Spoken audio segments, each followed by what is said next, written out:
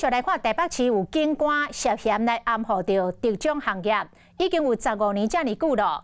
这是松山分局一个分组，当时伫个中山分局做派出所巡组的时阵，暗砍着7间跋筊的店碗、掠零店甲酒店，每个月共收钱来泄漏着零检的时间。啊，讲提钱出来乌洗的人，就是台北市议会副议长叶林团以服务处前后任的2个主任。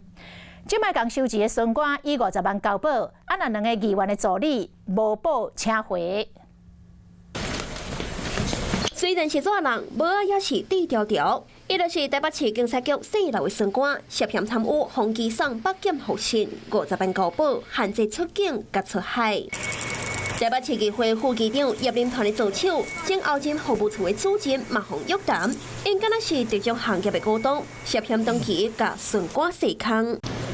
巡官伫2009年伫中山分局中正市派出所咧做巡组的时阵，熟悉合规业者，包括电子邮寄场、掠零店、养生馆和酒店，总共7间，涉嫌每个月收几万到几十万，漏涉零检的时间。就算伫2年外前调去上山分局，也是有在调考伊的人兵到3港密客查。刘姓员警涉犯妨害风化等罪，本局获悉后主动调查，并接受台北地检署指挥实施搜索。经查，刘姓员警涉案情节重大，本局依法停职，并从严追究相关人员行政责任。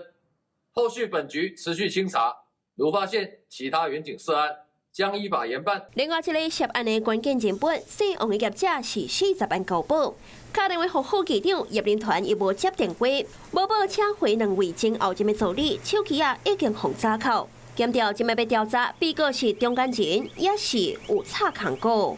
Hello， 我是林明瑞。想要抢先掌握最及时的新闻资讯吗？赶快订阅、按赞、开启小铃铛，锁定我们华视新闻的 YouTube 频道。